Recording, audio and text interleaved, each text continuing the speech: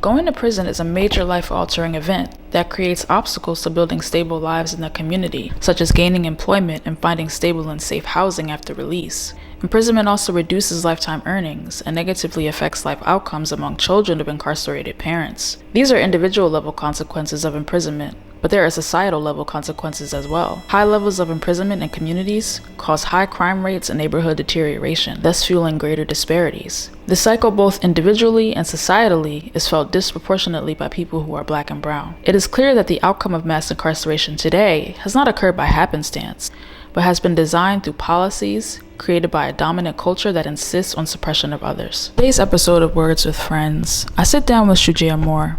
Shuja is a community change agent. He's a filmmaker. My name is Shuja Moore. At 22 years old, I was arrested for an accidental murder and went on to serve 12 years in prison. While incarcerated, I went on a journey of self-discovery, and by the end, I knew that justice would truly be served by improving my culture and community. The stigma surrounding felons makes it easy to believe that they have committed actions that justify the infringement of their rights. But this is not always the case. And I wanted to bring Shu on my channel to host this discussion because he's actively disrupting the narrative that people who commit crimes are inherently bad and deserve to be ostracized forever. His work with the series Walkies highlights the shared humanity that we all experience. When you have limited options for success and survival due to poverty and structural inequality, sometimes crime is seen as a step toward a better life. It started out as a joke, like, you won't rob no bank or no check cashing place, who? Put a gun in my hand and watch me work. I'm not suggesting that we absolve returning citizens from any personal agency, as we all have a choice to make. But Shu's work encourages us to consider the real people behind the crimes that they commit. It's a certified hood classic. Oh, it's recording already. All right, how do we look? Okay. Today, we are on location on 52nd Street in the Urban Art Gallery in West Philly. We're excited to have this kind of space on the corridor that we've both worked on in different capacities. So today, I am excited to bring back the Words with Friends series. This is my first interview of 2022, and I'm excited to get a chance to talk to you. We've known each other in like the coworker capacity for almost 2 years at this point, but over that time we've gotten to know each other and become friends, at least I think. Just over time I've gotten to know a little bit more about you and your background, and I think you have a really inspiring story that I think is important to share on my platform. If I can help in any way to amplify the work that you're doing, it'll be cool, and it's an opportunity for us to just chop it up, me to learn some stuff, share some ideas, some questions. So I want to just jump right in and just give you an opportunity to introduce yourself, share a little bit about your story, how you got into community development work, filmmaking, like all the different, facets of who you are and the stuff that you're doing. First, I'd like to say thank you, because yes, I do consider you a friend, although we met as colleagues. I feel grateful for this opportunity to be on your show. I think you're a really dope artist in your own right, and you inspire me. I'm thankful that you found value even in my story I want to interview. So that's really cool. My name is Shuja Moore. Shuja is an Arabic word for courageous and brave, something I'm really proud of. I think names with meaning are valuable. I'm the 52nd Street corridor manager, her old position for a local nonprofit in West Philly. I took that position really because I'm mission bound to try to bring resources back to my neighborhood. My family's been in this neighborhood for 4 generations. Another thing that I'm really proud of. I'm ultimately super excited and proud of the fact that I'm a filmmaker, and I just jumped into the game and I make content that I hope inspires my culture and community. What was your journey to, because I feel like there's 2 different aspects of like what you do. So there's the community impact work that you're doing, and then also the storytelling, the filmmaking aspect. And I had a chance to check out some of your projects, Walkies, so I tuned into some episodes. The title's coming up. Get the title right there. I had a chance to really check that out, and I was just super impressed by the cinematography, number one, but then also the story. Like the story really drew me in. The particular episode I watched was Sadia,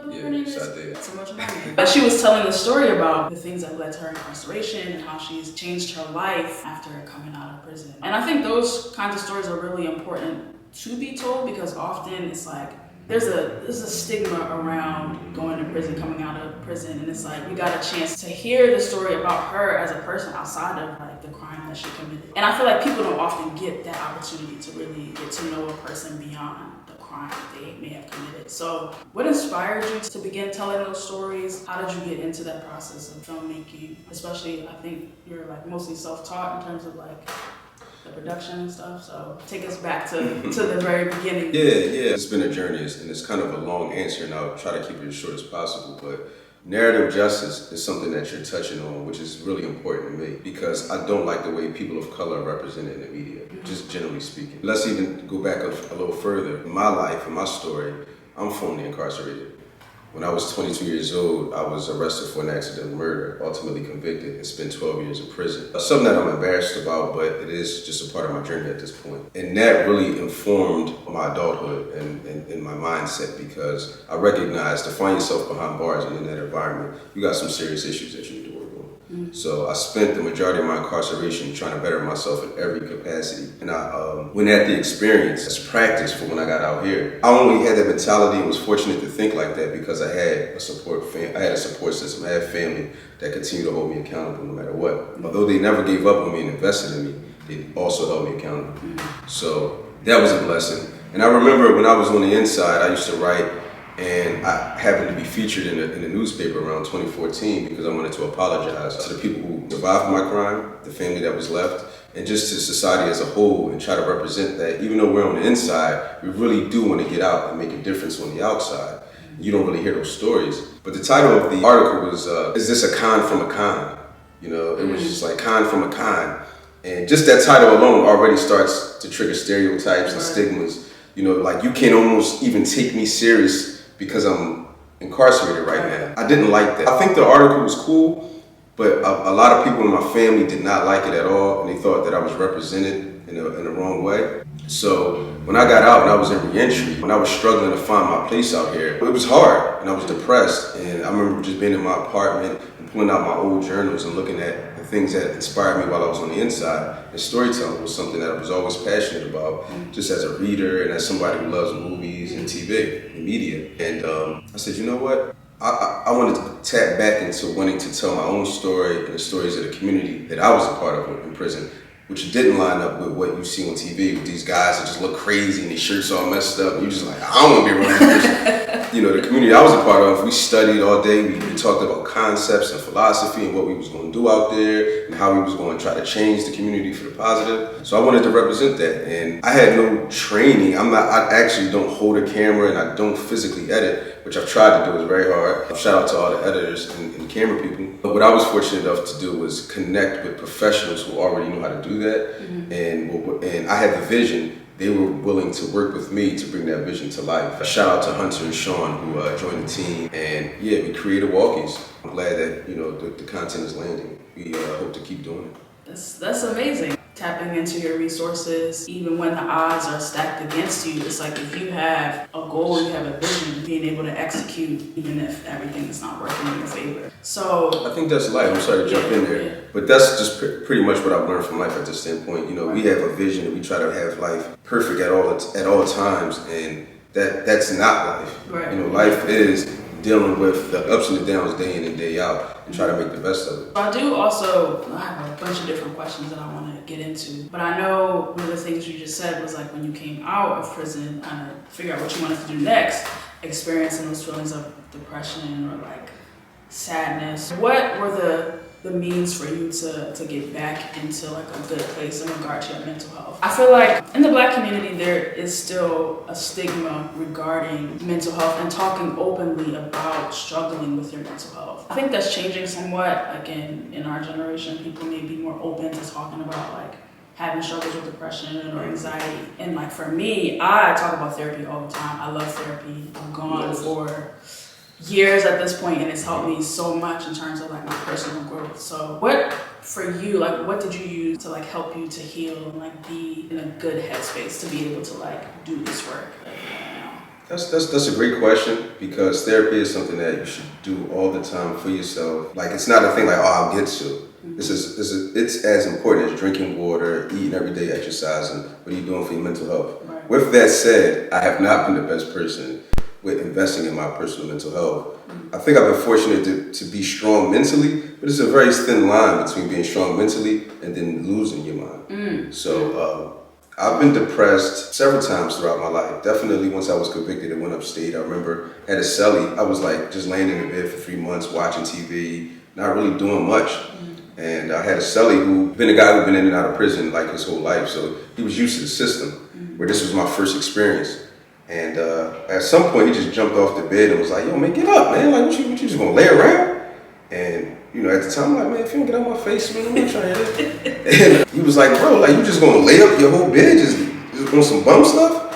And it started to resonate in my mind. You know, I'm like, he inspired me. He was like, "Man, you do gotta get up, man. Get up and fight for your life." You know, each time I go through a bit of a depression, I do the work of trying to get inspired again. And this last time, back in 2018. We out here on the strip. In one word, how would you describe 52nd Street? Vibrant. Okay. I had been trying entrepreneurship. I've been trying to find my way. I was getting denied jobs because I didn't have enough time home. I didn't have a resume. I didn't have experience. People didn't think I was talented. And it's crazy when you like, I have all this inside of me, but I have no way to get it out. Nobody's giving me an opportunity. And another thing that I learned in prison is that you don't wait for someone to give you an opportunity, you create your own. So it took me a while to tap back into that mentality, but I got inspired again. I think the first thing was, I actually put out a Craigslist ad and was like, "Hey, I want to tell this story, this is what I want to do, this is who I am. I don't have no money, but I'll find you the money if you just rock with me." And when the response that I got a bunch of people that was like, "Yo, we're willing to figure it out." That got me going, like, okay. And I started going from there and building and filming and seeing the footage back, and it was like, yeah. So that was the end of 2018. I spent all of 2019 filming, but I was broke. I didn't know where I was going, dead-end jobs and all of that stuff. At some point, I lost the dead-end job that I was working because I think the company closed. The company closed. And it forced me to have to get out and find a job. And this time around, I said, I'm not just gonna work a job to pay bills. I need to find work that speaks to who I want to be and what I want to do, and that's kind of how I got into the community.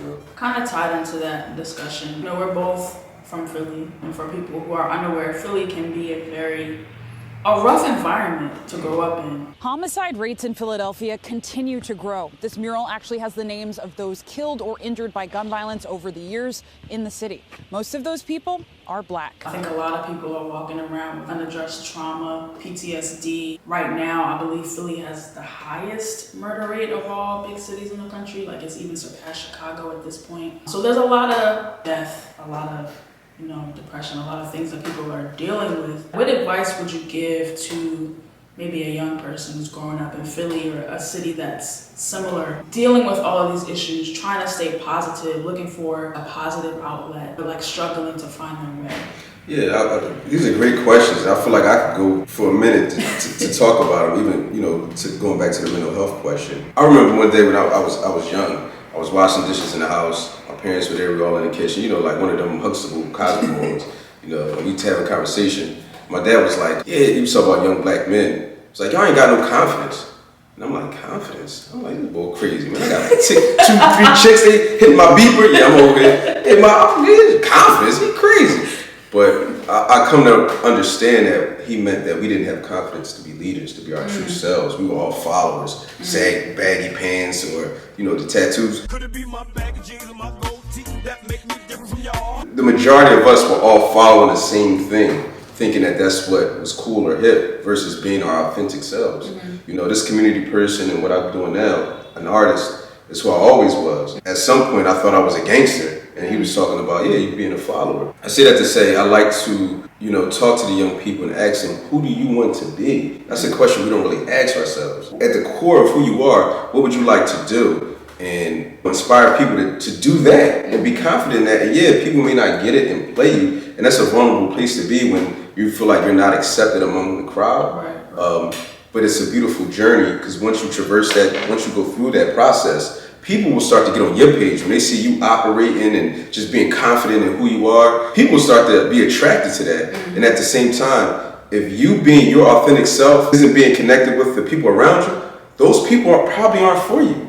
You need to find the people who are like-minded like you are. Right. If you're an artist, be with artists. If you're a ball player, be with ball players. Be with athletes. Long-winded answer of saying you have to find your authentic self. You have to find your tribe. And I think you'll have a more productive life that way. Also, I think crime is misrepresented in the media. I live in West Philly, which is a high crime area. I never feel unsafe unless I go to areas where I know crime is the highest. I think crime happens in pockets. and the way it's presented in media, as if it's just all over the place, crazy. You may step outside and your head get blown off. It's like, you know, you have blocks that are beefing, you have people who are targeting each other, and they may find each other in different places, but it's a very select group of people. If you look at who goes to prison, it's not a mystery. It's not people from the mainline, you know, it's people who are from certain neighborhoods, went to certain schools, certain incomes, certain family structures. Those are who are committing the crime. That's not the majority of the people that live in the city. And they even build prisons based on these number of people.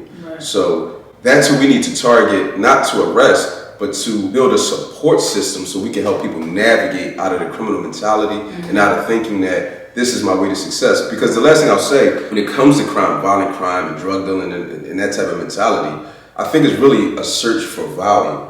People want to feel like they're empowered. People want to have control over their lives. And if you are just a young person that went to a regular public school and had a broken home, where do you find that value at? When you turn on the TV and you see money and success and jewelry, it's like, how do I achieve that? The closest thing to achieve that for a lot of people from these neighborhoods, including myself, was the local drug dealer. That was the person who was calling all the shots, had all the success from what I could see in my young life, had the car, had this, had the girls. So it's like, this is how I find my power, because I don't know how else to empower myself. Yeah, that's a good point. There's like several things that came up as you were giving that answer. So the first thing I would say, just about being your authentic self. I think we're in an age where everything is about instant gratification. And it's like, oh, you know, if I act like these people, it's like you get that social circle, you get that acceptance. But sometimes in order to really see the long-term gain, it's like you gotta separate yourself and really focus on what it is that you like to do and just really try to live out that story that's authentic to you. And that's something I feel like I can relate to throughout my life. I've always felt like it's kind of like an outsider, you know, it's like, my interests were a little bit different. I was like kind of artsy, very quiet, like stay to myself kind of thing. And I feel like other people kind of looked at me as a weirdo or whatever. But it's like, regardless of what other people were thinking about me, it's like I knew what I liked to do and what I wanted to do, and I just focused on that. And I feel like now I'm seeing the benefit of that. It's like the benefit of staying true to who you are as a person, like at the core. And then other people are like, oh, like, okay, you're doing some cool stuff. Let me see what you're doing. And they're like inspired by you living your truth that like encourages other people to feel empowered to want to do the same thing, like in their life. So I think that's a really important message. People that are watching is like, you know, even if other people aren't really feeling what you're doing at this moment, if you stay true to your purpose and really do the work to figure out what that is, it'll pay off in the long run. Representations in the media, do you feel like these are, even in the music or shows like Power that like young people are watching, there's always discussions about like, oh, you know, the music, that's why these kids are out here acting out. What do you think about that? Are these media representations as powerful as people like to claim that they are? Absolutely. I mean, I think art inspires. That's why throughout civilization you see art. In any civilization you're going to see art because it communicates and inspires and it informs behavior. So absolutely, I know in terms of my mentality when I was young, rap and movies heavily influenced me, and we see it today. I will have a lot of conversations just around how what we consume in social media and in the media and through some of this art doesn't correlate with reality. You know, people go to social media to see what's going on in the world when a lot of that stuff is just really misrepresented. That is also why I wanted to become a filmmaker, become an artist, and be an artist and produce work, is because the great thing about art is everyone has a voice. Everyone can say what their truth is and try to create their reality. But for me, my reality is to see my culture in a more positive light. So that's the type of art that I put out there. Right. But the scales are way misbalanced because if you listen to the local radio station or the rap music of today, what's most popular is very destructive. And if you're a young person, when I was a young person, I wasn't able to separate art from like directions. You know, the art that I was listening to, I thought it was telling me, this is what you have to do to be a successful man. You have to be a criminal. You have to mistreat women. You have to not care about your responsibility to your community and your ancestors. You know, the fact that we're here is a testament to the strength, you know, of our ancestors who endured being captured in Africa, the Middle Passage, being on a boat under the worst of conditions, being enslaved, and not murdering someone and being killed, not killing themselves, you know, to endure all of that and have children, to fight so that one day we can even be here and be able to do this. Like, that is totally dishonoring them by putting myself back on a plantation or doing something to hurt my culture and community. Right. Another thing I just wanted to kind of go back to is when you talked about like the music that you were listening to and how you felt like that was providing direction on how you needed to live your life in order to be successful. Right. How has your vision of success changed? Like, what does success look like to you now? That's a great question. For me, I just want to live in my full artistry. You know, and I want to make movies. I look at Black Panther, cultural impact that it had, and I'm like, man, wouldn't it be cool to continue to develop characters that kids can aspire to want to be like, you know? So I definitely want to do that. And I think that even the state of Black men and Black women in particular, we're really not in the best of places, and I want to help create a world where that changes. Diving more into my personal story, one of the things that I learned while incarcerated was like just my own history. And the fact that my great-grandmother had the ingenuity to, like, her husband, he was in the war, they used the GI Bill to move into the Walnut Hill neighborhood in West Philly, which was one of the better neighborhoods. She was able to teach her daughter how to do the same. So, you know, we had 2 homes, the family, within the Walnut Hill neighborhood. And my grandma, she cleaned floors on the main line. My great-grandmother, and she was a community leader where she even like helped establish a playground in that neighborhood that was named after her. So to understand this history, my parents are still together. My dad's from Baltimore. He was able to get in the University of Penn. My mom, she went to college. She has master's degrees. My family has always nurtured the community, have always taken care of people. It's like, wow. When I started to learn that, it inspired a sense of responsibility in me. Like, I'm that 4th line in the generation that should become a leader and needs to take care of this responsibility. Like, this is what my ancestors fought for, is to leave the children in a position of inheriting wealth.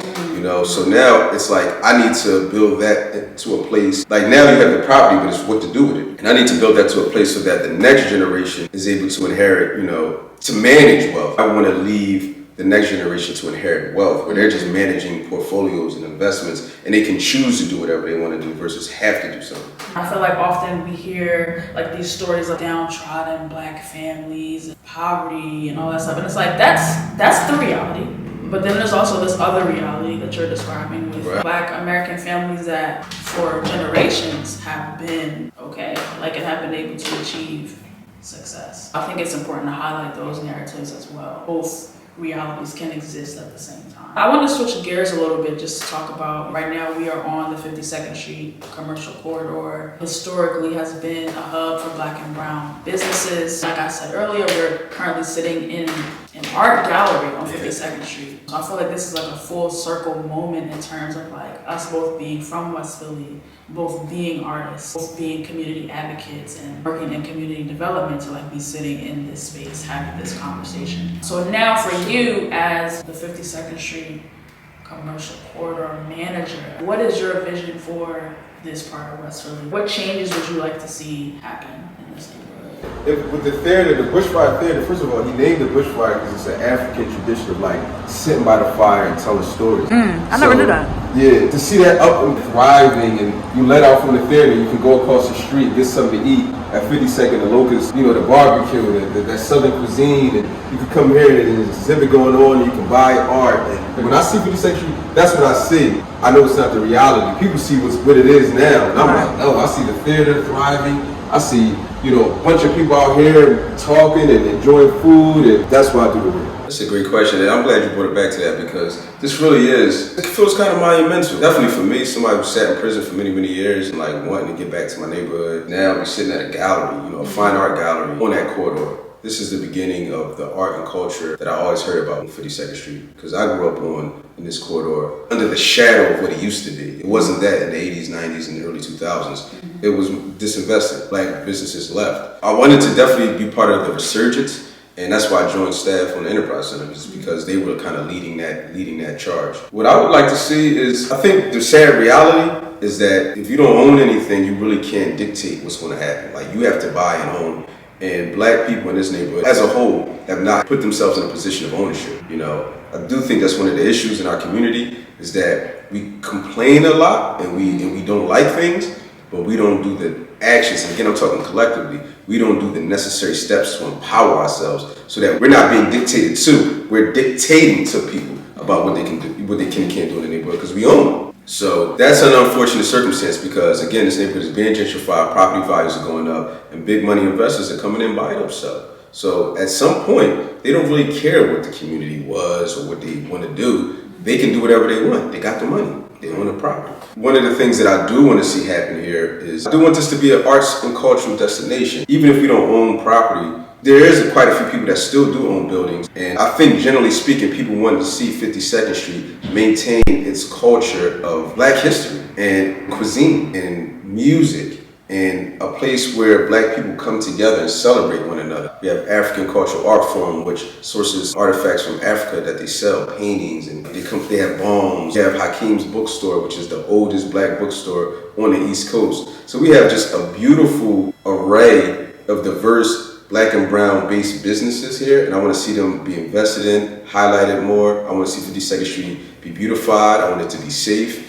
And I definitely want the live music scene back here. I want this to feel like when you come to 52nd Street, that you're in a Black, I don't know, almost like you're traveling back in time to a day when like you could just feel safe among Black people and go to a jazz spot and listen to the great artists of that time. So that's what I see for 52nd Street. I'd love to see that happen, and like you have the support of the community to begin to facilitate those changes. Hopefully within the next 5-10 years, we'll see some growth in this neighborhood and growth in a way that doesn't necessarily lead to displacement. Because I think that's something that we've also talked about too, is like how can we make the community better for the people who are currently living in this neighborhood. But that's one of the, I guess the downside to any positive development is that of course other people are going to be attracted to this neighborhood, to this community. But how can we make sure that there is always still a place for the people who are here currently? That is a tricky thing because on some end, the powers that be, the people with money, the people who are educated on the history, we need to have a compassion. They need to have a compassion for displacement. At the same time, the people who are in danger of being displaced need to educate and empower themselves, because at the end of the day, nobody's going to really give you too much. Right. You have to get out here and earn and get yours. So we do have to step our game up in that regard. Again, that's one of the reasons why I joined the Enterprise Center, is because I wanted to be a part of that conversation, even though I didn't have any resources or money. I'm not ready to buy buildings or land like that, not yet. But it's like, how can I still be involved in how my world is changing around me, my community is changing around me? It's like, well, I need to join an organization as part of it. And the other day, the organization is working with banks and raising money to change 52nd Street, develop 52nd Street in the way that I described before. And sometimes I'm able to be a part of those conversations. And when I speak to bankers, they're talking about, we need to support the businesses. And I'm like, that's what's up. But I want to talk to you about how are you qualifying people for mortgages? How are you helping people be able to buy a home? And we know that Black and brown people traditionally, you might not have the best credit scores. We might not have a lot of ownership history or stuff like that. So I'm not talking about giving out subprime mortgages again, but how can we qualify people in a way that demonstrates the things that they have done the right way financially so that they can qualify for a home and be able to stay in the neighborhood? What was the question again? I'm sorry. We're talking about development without the Oh, yes. How are banks qualifying people for mortgages so that they can actually own here? The conversation has always been about like developers need to have low income housing. And it's like, that doesn't really make much business sense for a developer. So we're asking them to sacrifice for someone else, which is not how our society is almost set up. We need to figure out how can we empower the people who are earning a lower wage. How can they increase their wage? How can they be empowered and find a way to actually buy and own things in the neighborhood? I noticed my battery is actually going to die soon. Before that happens, I do want to jump back to Walkies. We started talking about that. What are your future plans for the series? And then outside of that, production in general, like where are you looking to go with filmmaking stuff? If you want to check out Walkies, you can go to WalkiesFilms.com, WalkiesFilms.com. We got the name Walkies because you don't really hear that much. It's actually a Pennsylvania prison term for like your closest friend. Y'all often walk all around the prison together. So it's like you're walking. The person you live in the cell with is your cellie. And the show represents the journey, the transformational journey that somebody makes. Because we kind of walk through their old neighborhood, we walk through the crime, and we walk through what they're doing today. So it's something I'm really proud of. And we have our final episode for this first season coming out probably in May. It'll probably drop in May. I'm really excited to showcase this person's story because he has an amazing story. He's a prominent person in Philadelphia, so please stay tuned for that. Outside of that, I have a bunch of projects. We're working with Columbia University, about to release a nice project around emerging adults and how we need to treat them with respect. I'm working on a documentary for an organization called Philadelphia Lawyers for Social Equity about how we need to rid people of these criminal records that make it hard for them to even earn a living wage so that they can buy in their neighborhood. Unfortunately, my camera died, but we are back on my phone. We were talking about Walkies, about your future plans for the production company, upcoming projects. So I definitely want to keep working with my Walkies team. Again, shout out to Hunter and Sean, really the first people that invested in me in my re-entry. You know, when I had no money to pay them or anything like that, and we want to continue to do Walkies. We want to tell national stories like Chicago, LA, New Orleans, stuff like that. So excited about that. And I also started my own production company called Do More. My last name is Moore. Do More Films. And I want to continue to create content that just inspires really people of color, the whole world, but my focus is on my community because my community is hurting right now, and I want to inspire us to be great. So doing all type of projects that do that, and again, narrative justice, tell our full stories and not just these snippets that you see in the media that help people continue to look at Black people as kind of other and less than, and we're great. So, you know, I want to represent that in the media. Sounds good. This was a great conversation. I got a lot of benefit, a lot of value from it, and I'm sure that those watching or listening will as well. Where can people find you, or find your work? My name, again, is Shuja Moore. That's SHUJA MOORE. And on all socials, it's just my first and last name. Please go to walkiesfilms.com or check me out at Shuja Moore, Instagram, Twitter, and I'm even on TikTok now, so check me out. Gen Z. I hope you enjoyed this video. Please leave a like, comment, and subscribe for more uploads from me. Thank you for coming on the channel today and talking about your story. We may have to do a part 2 because I feel like there was some things that we didn't get a chance to discuss. I'm down for it. Okay, sounds good. I will see you in a future video. Peace. Let me know who else you would like to see highlighted on my channel in this Words with Friends stories. I really like to highlight the stories of people that are doing really interesting and inspiring work related to community development in some capacity. So if you know someone who would be interested, definitely feel free to send them my way or reach out to me on their behalf. My socials are in the description box.